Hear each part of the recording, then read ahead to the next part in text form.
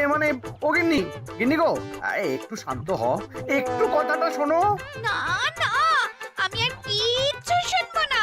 এক সপ্তাহ সময় দিচ্ছি, তার মধ্যে মহারানীর মতো ওই সীতাহার আমার চাই চাই চাই। আহ, কিন্তু গিন্নি ওটার যে অনেক দাম, আমার কি আর মহারাজের মতো অত টাকা আছে বলো? এই শোনো, তোমার কি আছে আর কি নেই তা আমার খুব ভালো করে জানা আছে, বুঝলে? কিন্তু গিন্নি, একটা কথা কান খুলে শুনে রাখো, এবারে যদি তুমি ওই সীতাহার আমাকে গড়িয়ে না দাও, আমি তাহলে চিরদিনের মতো বাপের বাড়ি চলে যাব। এই এই আমি বলে দিলাম। আচ্ছা ফাঁপড়ে পড়লাম আমি, কি যে করি। দূর, আর ভালো লাগে না।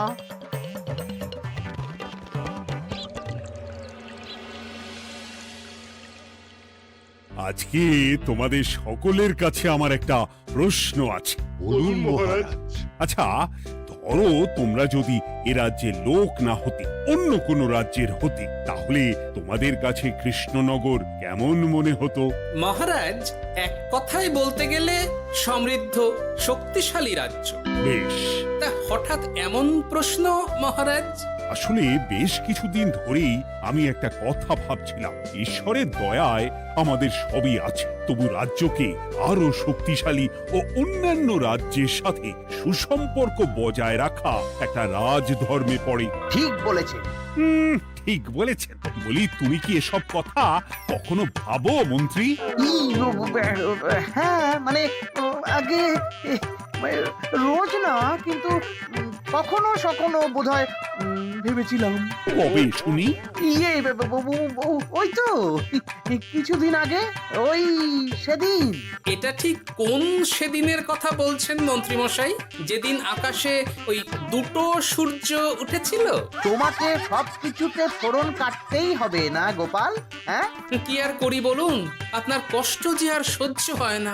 যাই হোক, মুদ্রা কথা হলো, এসব কথা মাথায় রেখে এখন আমাদের কিছু করা উচিত। কিন্তু কি করা উচিত সেটা আমি ঠিক বুঝতে পারছি না। এই একটা করে রসগোল্লা খাওয়ালে কেমন হয়? এই, তুমি থামবে? মহারাজ, আমার কাছে একটা উপায় আছে।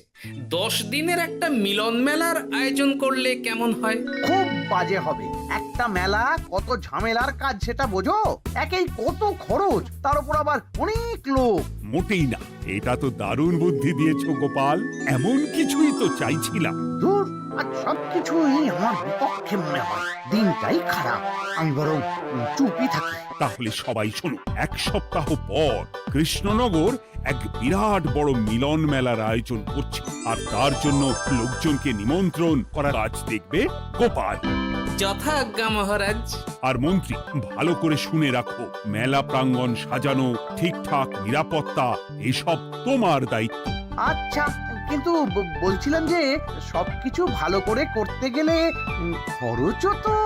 ওসব নিয়ে তোমাকে চিন্তা করতে হবে না। যত খরচই হোক আমাকে বলো, আমি দেব।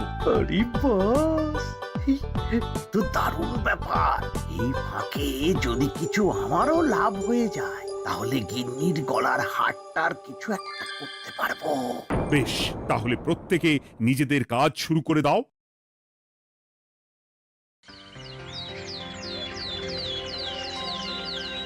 শোনো শোনো শোনো, 1 সপ্তাহ পর কৃষ্ণনগর মেলা প্রাঙ্গণে অনুষ্ঠিত হতে চলেছে 10 দিন ব্যাপী মিলন মেলা।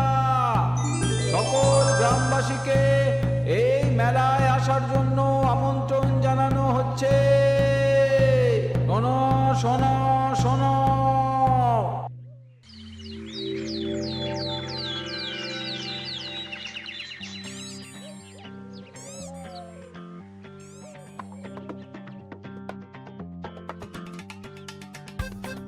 বাহ বাহ বাহ, ঠিক যেমনটা চেয়েছিলাম তেমনটাই হয়েছে। আর এসব কিছুর জন্য আমি গোপালকে ধন্যবাদ জানাতে চাই।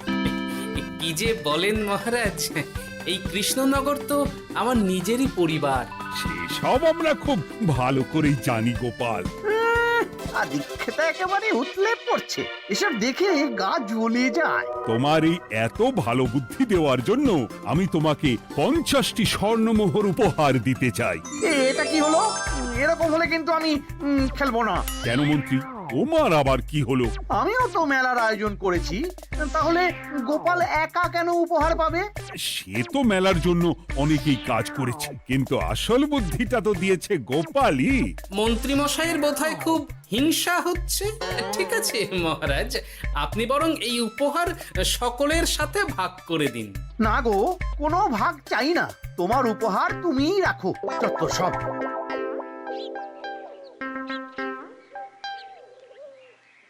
আমার কি এত খারাপ দিন এসেছে নাকি যে আমাকে গোপালের থেকে পুরস্কার নিতে হবে? অনেক হয়েছে। না না না, এবার আমাকেই কিছু ভাবতে হবে মনে হচ্ছে।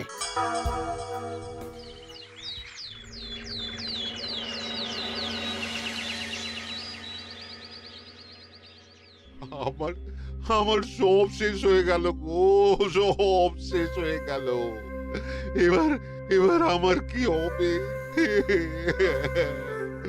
মহারাজ, মহারাজ কিছু একটা করুন, মহারাজ কিছু একটা করুন। চিন্তা করো না, আমি দেখছি। যারা দোষী তারা শাস্তি পাবেই।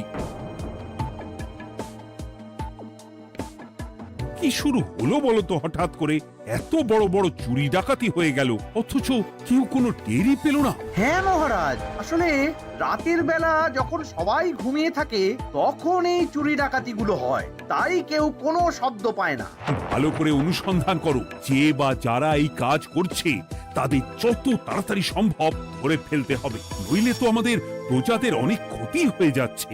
হ্যাঁ মহারাজ, আপনি কোনো চিন্তা করবেন না। কোথায় আনন্দ করে সব প্রজারা মেলা ঘুরবে তা নয়, আবার এই উটকো ঝামেলা। একটা কথা বলছি, কিছু মনে করবেন না। আসলে এই ঝামেলার কারণ হলো গোপাল। আমি ঠিক জানতাম কোনো না কোনো ভাবে আপনি আমাকে দোষ দেবেন। সত্যি তো, এসবের সাথে গোপালের কি সম্পর্ক? ওরই তো সম্পর্ক আছে মহারাজ। মেলা শুরু হলো আর তার সাথে চুরি ডাকাতিও। আর যদি গোপাল মেলার বুদ্ধিটা না দিত তাহলে রাজ্যে এত চুরি ডাকাতিও বাড়তো না। মানছি মন্ত্রী মশাই, মেলার বুদ্ধিটা আমার, কিন্তু মেলার নিরাপত্তা রক্ষা তো আপনার দায়িত্ব ছিল। যদি মেলা থেকেই এই ঝামেলা শুরু হয় তাহলে তো আপনার কাজেও ফাঁক আছে। মুখ সামলে কথা বলো গোপাল। আহ, তোমরা একটু থামবে? এখন নিজেদের মধ্যে ঝামেলা করার সময় নয়। সবাইকে একসাথে কাজ করে আসল চোর ডাকাতদের ধরতে হবে, তারপর বোঝা যাবে কার দোষ ছিল আর কার নয়। আগে মহারাজ।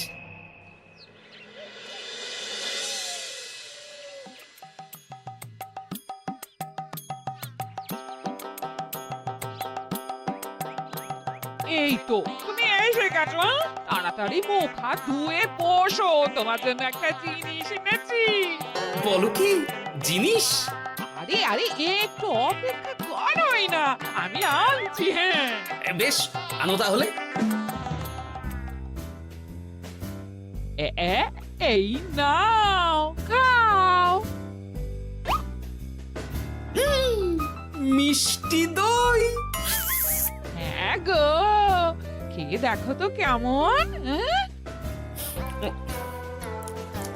দারুণ সুন্দর স্বাদ তো গিন্নি। কোথা থেকে এনেছো? ভালো, মেলা থেকে এনেছি। ও জানো, বিনা পয়সায় গো। বিনা পয়সায়? তা কে দিল শুনি? আরে সুজন দইওয়ালা, বড় ভালো ছেলে। শুধু আজ নয়, ও রোজই মানুষকে ভালোবেসে না বিনা পয়সায় দই খাওয়ায়। হ্যাঁ বাবা, বেশ অবাক করা কাণ্ড।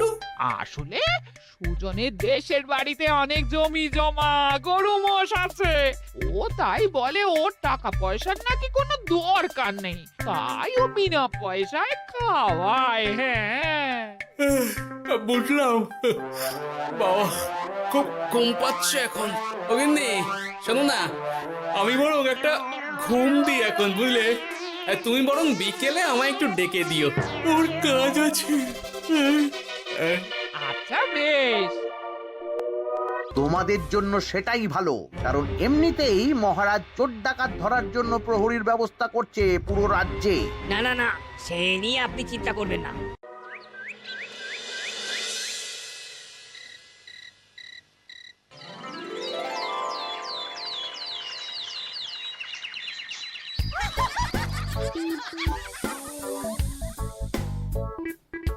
মশাই গো, ওরে আর কতক্ষণ ঘুমোবে?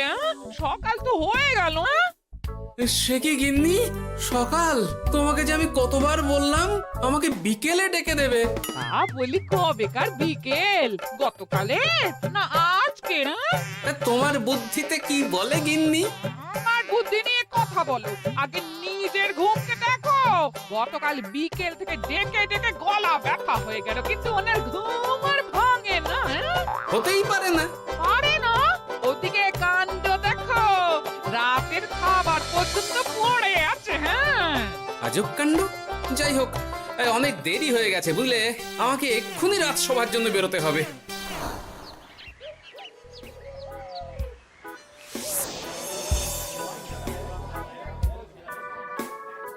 বাবা, এত ভিড় কি আছে এখানে?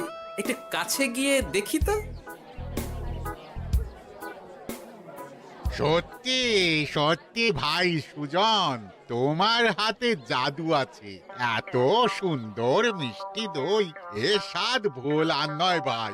আচ্ছা, তাহলে এই হলো সুজন দইওয়ালা। ভালো মিষ্টি দই আছে, নেবে নাকি গো? পয়সা লাগবে না। জানি তো, সত্যি দারুণ স্বাদ এই দইয়ের। আমি খেয়েছি তো। তবে আজ নেব না গো, কাল এসে নিয়ে যাব। আচ্ছা আচ্ছা আচ্ছা।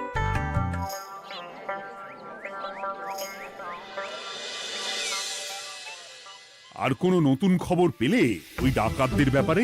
না মহারাজ, এখনো ঠিক ধরতে পারিনি। ওরা বোধহয় বুঝতে পেরে গেছে যে আমরা খোঁজ করছি। মহারাজ, আমার মাথায় একটা নতুন বুদ্ধি এলো। রাতের বেলা করে সব বাড়িতে পাহারা দেওয়া শুরু করলে কেমন হয়? সব চুরি তো রাতেই হচ্ছে। আরে, এ তো দারুণ বুদ্ধি। কিন্তু মহারাজ, আমাদের রাজ্যের প্রহরীরা রাতের বেলা কি করে পাহারা দেবে? কেন কেন, কি সমস্যা? অনেক সমস্যা আছে। তাদের শরীর খারাপ হতে পারে, তার চেয়েও বড়, রাত জেগে থাকলে দিনে তারা সকলে ঘুমোবে, তখন পুরোটাই বেকার হবে। কিচ্ছু বেকার হবে না মন্ত্রী মশাই, আমাদের প্রচুর সেনা আছে, তাদের সকলকে দায়িত্ব ভাগ করে দিলেই হয়ে যাবে। তুমি বেশি বোঝো। গোপাল তো কিছু ভুল বলেনি মন্ত্রী, আমরা পাহারা বাড়াবো। আমি আজই সব সেনাদের সাথে কথা বলছি। সেনাপতি, তুমিও এই ব্যাপারটা একটু দেখো। যথাজ্ঞা মহারাজ।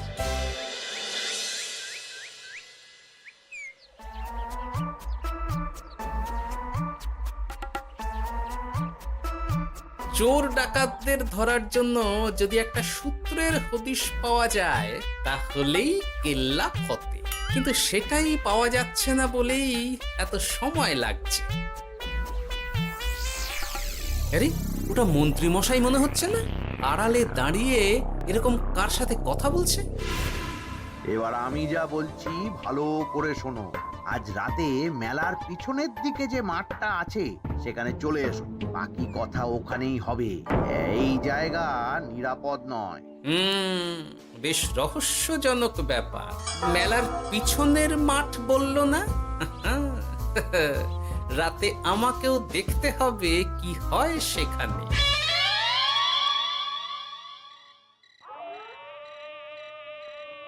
উফ, কি মশা রে বাবা! কখন থেকে দাঁড়িয়ে আছি, মন্ত্রী মশাইয়ের পাত্তা নেই কেন?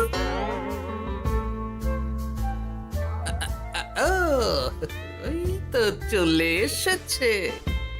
এই যে আমার সোনার হাটটা কই? হ্যাঁ, পই পই করে বলেছিলাম আমার ওটা চাই। আগে কি আর বলি বলুন তো, ওই হারটা আমাদের দলের প্রধানের খুব পছন্দ হয়ে গেছে, তাই কোনোভাবেই ওটা দিতে পারলাম না। কি এত বড় সাহস! আমার বলার পরেও তুমি এরকম করলে? বড় ভুল হয়ে গেছে মন্ত্রী মশাই, এবারের মতন ক্ষমা করে দিন, আর হবে না, এই কথা দিচ্ছি। তোমাদের জন্য সেটাই ভালো, কারণ এমনিতেই মহারাজ চোর ডাকাত ধরার জন্য প্রহরীর ব্যবস্থা করছে পুরো রাজ্যে। না না না, সে নিয়ে আপনি চিন্তা করবেন না, আমাদের ধরা পড়ার কোনো সুযোগই নেই, কারণ যে পরিমাণ ওষুধ আমি আমার দইতে মিশিয়ে দিই সেটা একবার যে খাবে মরার মতন ঘুমোবে। বাহ বাহ বাহ, সে তো খুব ভালো। করো করো। তার কোনো নতুন খবর পেলে? মেলা তো শেষের দিকে। হ্যাঁ, পেয়েছি। পাশের গ্রামের বলরাম নামে এক বড় মহাজন আছে। পরশু তার মেয়ের বিশাল ধুমধাম করে বিয়ে। শেষ একটা বড় দান মারতে পারলেই আপনার আমার দুজনেরই শান্তি। আচ্ছা, এই ব্যাপার তাহলে হ্যাঁ? এসব কিছুর পেছনে মন্ত্রী জড়িত। এইবার বুঝতে পারছি কেন রাতের পাহারাতে ওনার এত আপত্তি ছিল। কিন্তু ওই লোকটা কে? ঠিক আছে, এখন যাও, একটু সাবধানে কাজ করো আর আমার পাওনাটা ঠিকঠাক দিও, কেমন? সে কি সুজন দইওয়ালা? এবার আমার কাছে পুরো ব্যাপারটা পরিষ্কার হয়ে গেছে। না, কালই মহারাজকে সব জানাতে হবে, আর এদের হাতে নাতে ধরার জন্য একটা উপায় ভাবতে হবে।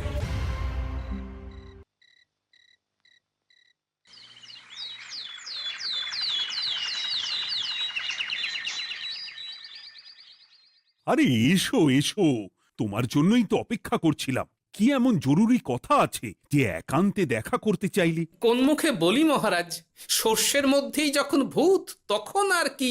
মানে একটু খুলে বলো তো কি হয়েছে? আমাদের রাজ্যের এই এত বড় বড় চুরি ডাকাতির পিছনে কারা আছে সেটা আমি জানতে পেরে গেছি মহারাজ।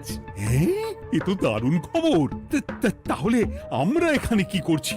এখনই তাদেরকে গিয়ে বন্দি করি? না মহারাজ, আমাদের হাতে কোনো প্রমাণ নেই, তাই ওইভাবে বন্দি করতে পারবেন না। কেন বলো তো, কারা আছে পেছনে? সেটা আপনি নিজের চোখেই দেখে নেবেন পরে। তবে এটা জানিয়ে রাখি, আমাদের মন্ত্রী মশাইও যুক্ত আছেন। কি? আমাদের মন্ত্রী? এত বড় বিশ্বাসঘাতকতা! আমি এখনই নিজের হাতে ওকে বন্দি করতে চাই। না না না না মহারাজ, সেটা করলে বাকি ডাকাতদের ধরতেই পারবেন না। তাহলে উপায়? আমি জানতে পেরেছি এই ডাকাতদের পরের নিশানা হলো পাশের গ্রামের বলরাম মহাজনের বাড়ি। বলরাম মহাজন? কাল তোর মেয়ের বিয়ে, আমাদেরও তো নিমন্ত্রণ আছে সেখানে। তাহলে তো আরোই সোনায় সোহাগা। শুনুন মহারাজ, আমার মাথায় দারুণ এক বুদ্ধি এসেছে। সে কি? হ্যাঁ, আপনি কোনো চিন্তা করবেন না, আমি শুধু যা বলছি সেটা করুন, বাকিটা আমি সামলে নেব। তবে দেখবেন যেন মন্ত্রী মশাই এসবের কিচ্ছুটি টের না পায়। বেশ বেশ বেশ।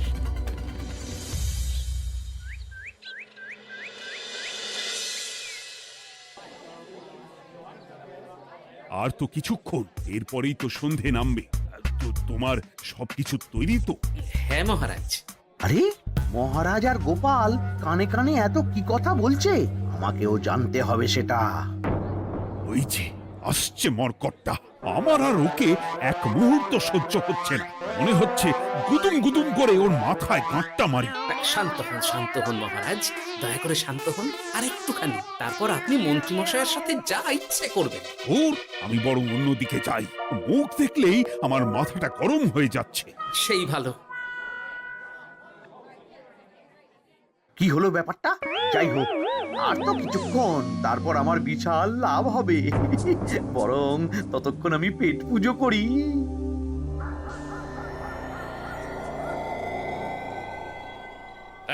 যা যা দামি জিনিস আছে সব দিয়ে দে। এই তো খেলা শুরু। এবার আর আমায় পায় কে? ও বাবা, এরা আবার কারা? সত্যি গোপাল দারুণ চাল চেলেছে। এই তোমরা এখানে কি করতে এসেছো? কেন, তোমরা যা করতে এসেছো? ডাকাতি? এমন তো কোনো কথা ছিল না। কার দলের লোক তোমরা? মন্ত্রী মশাইয়ের দলের লোক। এই রে, কি বলছে সব? কোথায় কোথায়? এই মন্ত্রী মশাই, এই কি বলছে এরা? আপনি দু নৌকোয় পা দিয়ে চলছে, আমরা থাকতে আপনি আরো এক ডাকাতের দলের লোককে ডেকেছেন। কি মন্ত্রী? শেষে কিনা তুমি? কি খেয়েছে রে, আর বোধহয় বাঁচতে পারবো না। কই, চুপ কেন? বলুন, মন্ত্রী মশাই সোনার হার ডাকাতি করে আপনাকে দেওয়ার জন্য এখানে ডেকেছেন। কি সোনার হার? আমাকেও তো একই কথা বলেছে। আপনি আমাদের থেকে খবর নিয়ে অন্য দলকে কাজ দিয়েছেন। না না, মিথ্যে কথা। কিসের মিথ্যে? আপনি ছাড়া তো আর কেউ জানতো না এখানের কথা। না গো, আমি শুধু তোমাদেরকেই কাজ দিয়েছি একদম শুরু থেকে। আর কোনো ডাকাতের দলকে আমি চিনি না, আমি তো নিজেই প্রথম শুনছি। মন্ত্রী, লজ্জা করে না তোমার? তুমি আমার প্রজাদের এইভাবে ঠকাচ্ছিলে। ইয়ে, মানে মহারাজ, আমি আসলে। অনেক হয়েছে মন্ত্রী মশাই, আপনি ধরা পড়ে গেছেন। প্রহরী, বন্দি করো সবাইকে, আর মন্ত্রীকেও। আমাকে ক্ষমা করে দিন মহারাজ, আমি ইচ্ছা করে এটা করিনি। আসলে আমার গিন্নি কদিন ধরেই মহারানীর সীতাহারের মতো দেখতে হার বায়না করেছে। তার জন্য তুমি নিজেদের লোকেদের থেকেই চুরি করবে? আর কি করব বলুন, এক সপ্তাহের মধ্যে হার না দিলে বাড়ি ছেড়ে চলে যাবে বলেছে। তাই আমি এখন আপনি যেটা করেছেন সেটা যদি আপনার গিন্নি জানতে পারে তাহলেও বাড়ি ছেড়ে চলে যাবে। শাস্তি তো তোমাকে পেতেই হবে মন্ত্রী। আয়, কে আছো?